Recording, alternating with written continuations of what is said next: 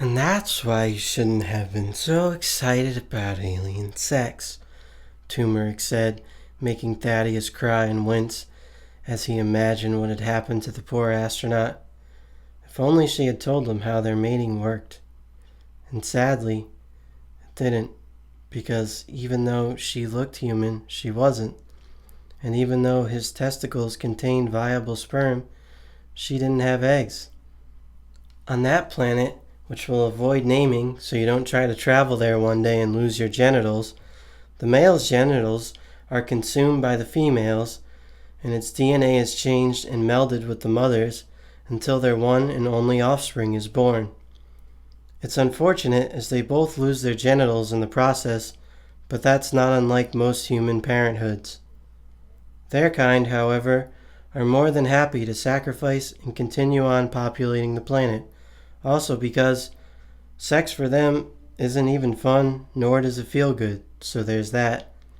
And yes, his human genitals were missing important aspects for them to have a cross-species child. I'm sorry, things aren't always nice. That goes for any planet, unfortunately.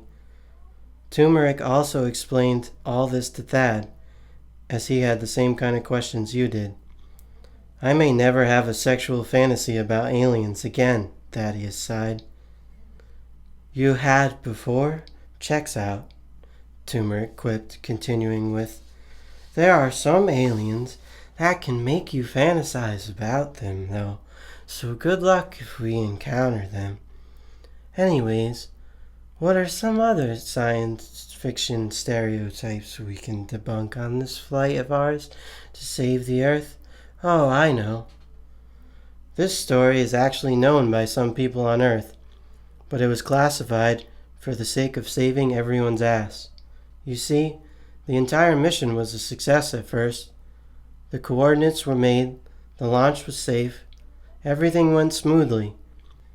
They were in the process of landing when one of the crew got an itch on their nose and sneezed into their suit.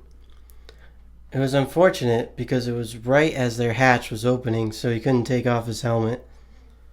The mission was to find a planet suitable for life, and so the other crew members began scanning and gathering information when one of them got readings that there was enough oxygen in the air that it would be breathable.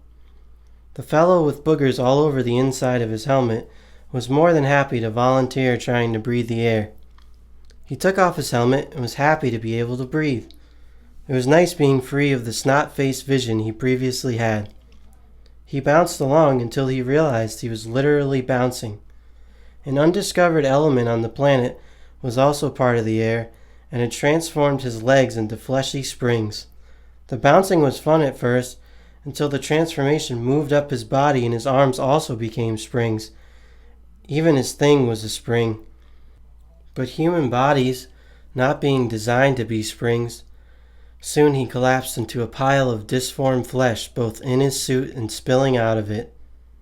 With all the brilliant minds involved, those stupid stereotypes of science fiction movies had caused irreversible harm. Some air was collected to study to see if one day we could get better springs, but a life was lost and then it was all covered up. Turmeric had relayed this story to Thad and finished with, so please, enjoy your imagination, but be realistic. These planets are things we have never seen, and space is so vast, there's so much that is unimaginable. I mean, seriously, you guys have barely looked into the ocean, and there is some terrifying stuff in there. Like absolutely would steal your sleep for weeks.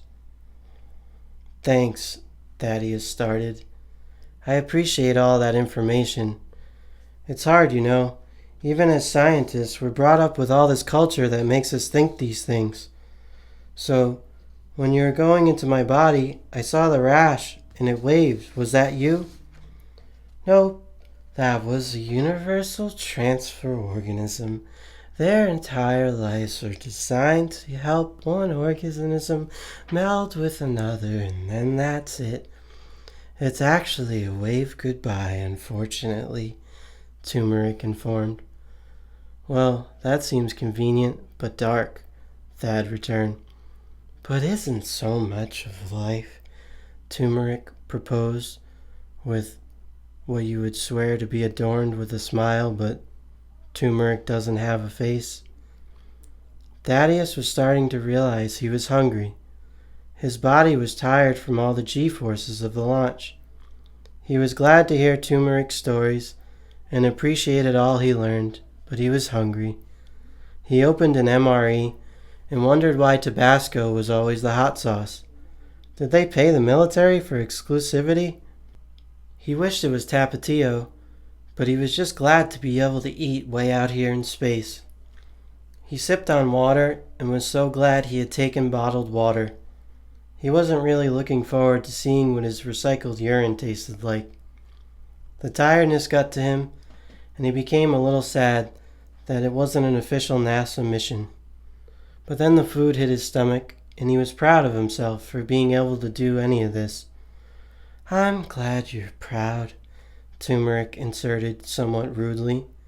Sorry, I know your thoughts, but I'm here too, so maybe we should get some sleep, right?